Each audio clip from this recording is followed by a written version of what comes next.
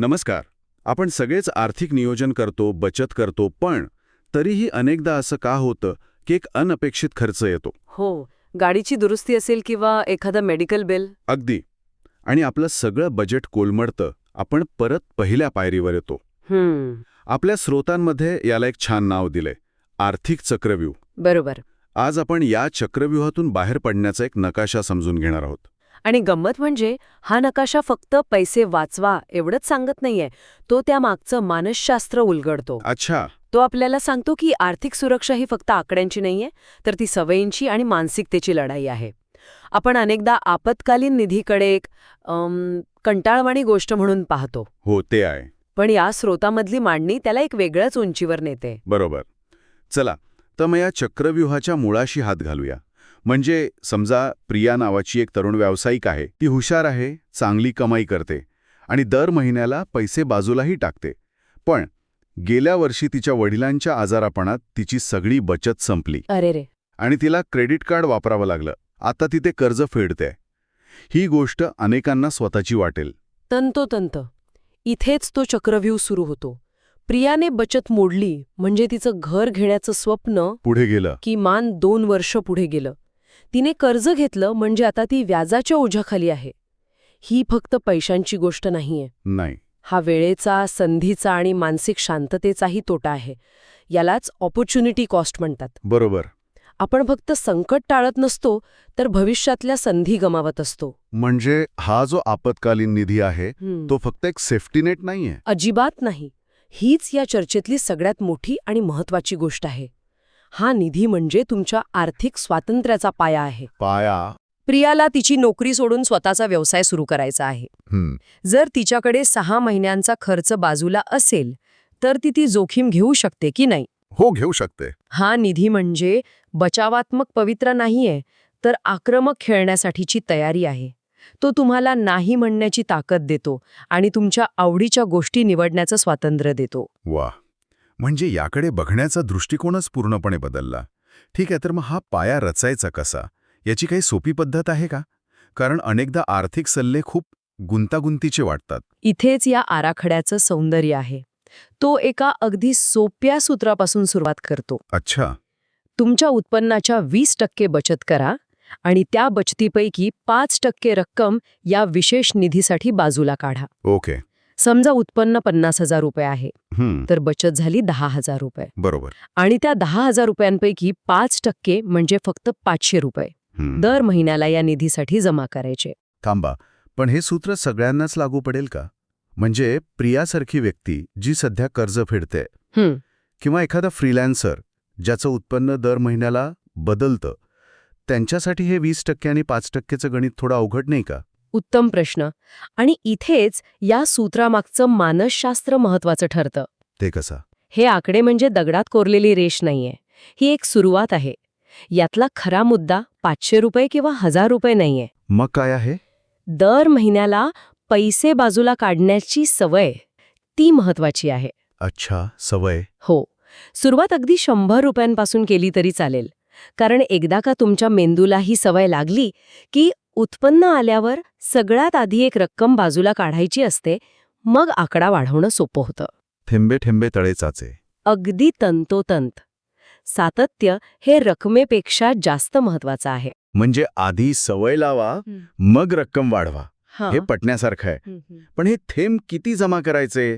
म्हणजे हे तळं किती मोठं असायला हवं? याला काही शेवट आहे की आयुष्यभर पैसे टाकतच राहायचे? नक्कीच शेवट आहे. आणि लक्ष ठरवणं खूप गरजेचं आहे.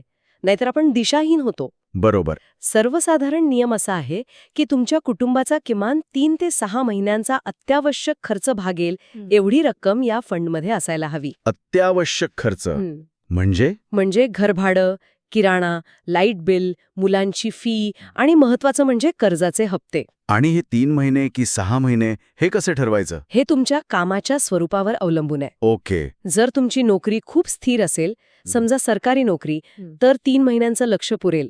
पण जर तुम्ही प्रियासारखे स्वयंरोजगार करत असाल किंवा उत्पन्न कमी जास्त होत असेल तर? बरोबर, तर 6 महिन्यांचं लक्ष ठेवणं अधिक सुरक्षित आहे. कारण अस्थिरता जास्त असेल तर तुम्हाला स्वतःला सावरण्यासाठी जास्त वेळ लागतो. ठीक आहे, म्हणजे लक्ष स्पष्ट झालं. आता सर्वात महत्त्वाचा प्रश्न, हे पैसे ठेवायचे कुठे? घरात ठेवले तर खर्च होतील. म्युच्युअल फंडात गुंतवले तर बाजार कोसळण्यावर काढता येणार नाहीत. मग काय पर्याय आहे? यावर अगदी स्पष्ट मार्गदर्शन आहे.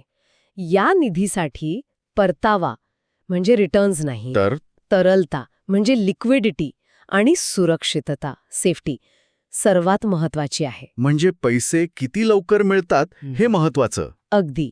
त्यामुळे याचा पाया नेहमी एका राष्ट्रीयकृत बँकेच्या साध्या बचत खात्यातच म्हणजे सेव्हिंग्ज अकाउंटमध्ये असायला हवा. पण बचत खात्यात तर व्याज जवळपास मिळतच नाही.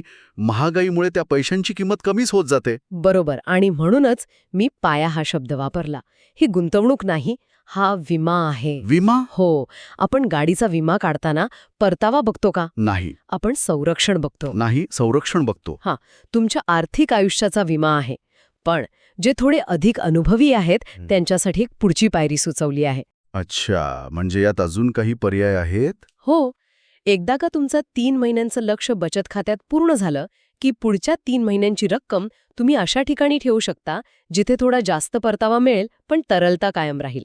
उदाहरणार्थ लिक्विड म्युच्युअल फंड्स किंवा स्वीप इन FD. ओके. यात बचत खात्यापेक्षा किंचित जास्त परतावा मिळतो आणि पैसे 1-2 दिवसात उपलब्ध होतात. पण इथे एक गोष्ट लक्षात ठेवायला हवी की यात थोडी जोखीम असते. अगदी. म्हणून सुरुवात नेहमी साध्या सुरक्षित बचत खात्यातूनच करायची. हे खूपच उपयुक्त आहे. म्हणजे आधी पाया पक्का करा आणि मग त्यावर मजले चढवा. आता आपण याच्या सर्वात अवघड भागाकडे येऊया.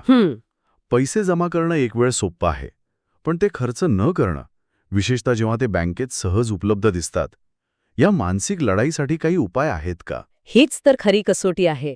यासाठी एक मानसिक भिंत उभी करावी लागते. मानसिक भिंत? हो.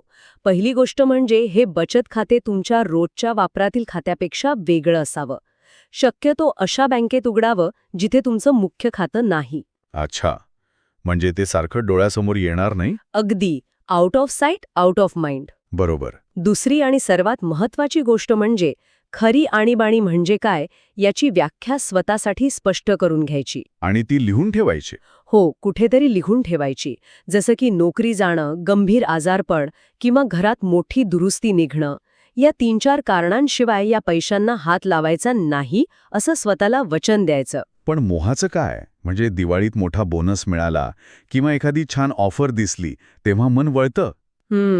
अरे आहेत ना पैसे, नंतर पुन्हा जमा करू असं वाटतं. आणि याच मोहाला दिवाळी बोनस टेम्पटेशन असं गमतीशीर नाव दिलंय. यावर एक सुंदर उपमा वापरली आहे. काय? विचार करा, तुम्ही एक लहान रोपटं लावलं आहे.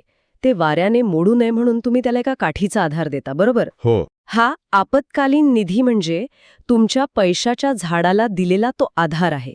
आता जर तुम्ही थोडी हवा सुटली म्हणून किंवा काठी छान दिसतीये म्हणून ती काढून घेतली तर खरं वादळ आल्यावर ते झाड 100% मोडणार. अगदी.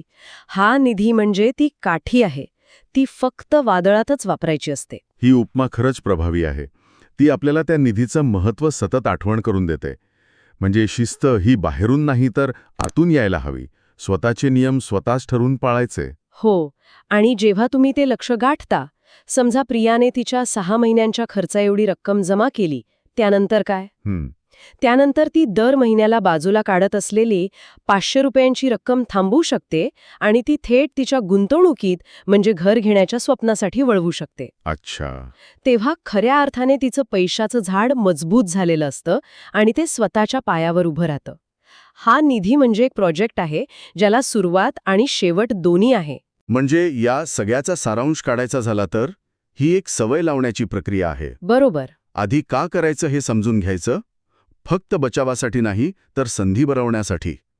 मग अगदी लहान रकमेने सुरुवात करून कसं करायचं हे ठरवायचं.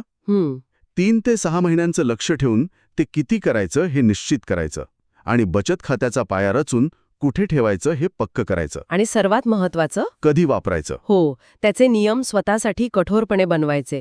ही एक छोटीशी गोष्ट, एक वेगळं बँक खातं आणि त्यात नियमितपणे जमा होणारी छोटी रक्कम, ही तुमच्या आणि आर्थिक संकटाच्या मध्ये एक भक्कम भिंत उभी करू शकते. बरोबर. हेच या सगळ्या माहितीचं सार आहे. शिक्षणातून समृद्धीकडे. ही माहिती समजून घेऊन कृतीत आणली तरच खऱ्या समृद्धीचा पाया रचला जातो. अप्रतिम. आजच्या चर्चेतून हे स्पष्ट झालं की आपत्कालीन निधी हा केवळ एक आकडा नाही, तर ती एक विचार पद्धत आहे. ती तुम्हाला भविष्यासाठी तयार करते आणि वर्तमानात धाडसी बनवते.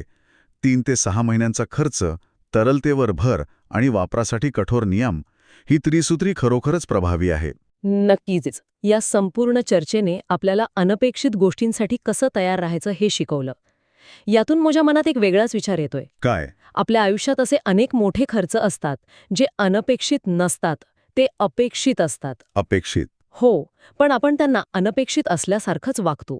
उदाहरणार्थ, मुलांची वार्षिक फी, गाडीचा किंवा हेल्थ इन्शुरन्सचा हप्ता, सणासुदीचा खर्च किंवा वर्षातून एकदा फिरायला जाण्याची योजना. हो, हे खर्च तर येणार हे माहीतच असतं. हो ना, हे आपल्याला वर्षभर आधीच माहीत असतं. तरीही आपण त्यासाठी नियोजन करत नाही आणि ऐनवेळी धावपळ करतो, कर्ज काढतो किंवा बचत मोडतो. हे खरंय. तर विचार असा आहे की जर आपण पूर्णपणे अनपेक्षित संकटांसाठी एवढं शिस्तबद्ध नियोजन करू शकतो, तर जे खर्च अपेक्षित आहेत त्यांच्यासाठी छोट्या छोट्या मासिक रकमेचं नियोजन करून आपण आपलं आर्थिक आयुष्य अजून किती सोपं आणि तणावमुक्त करू शकू.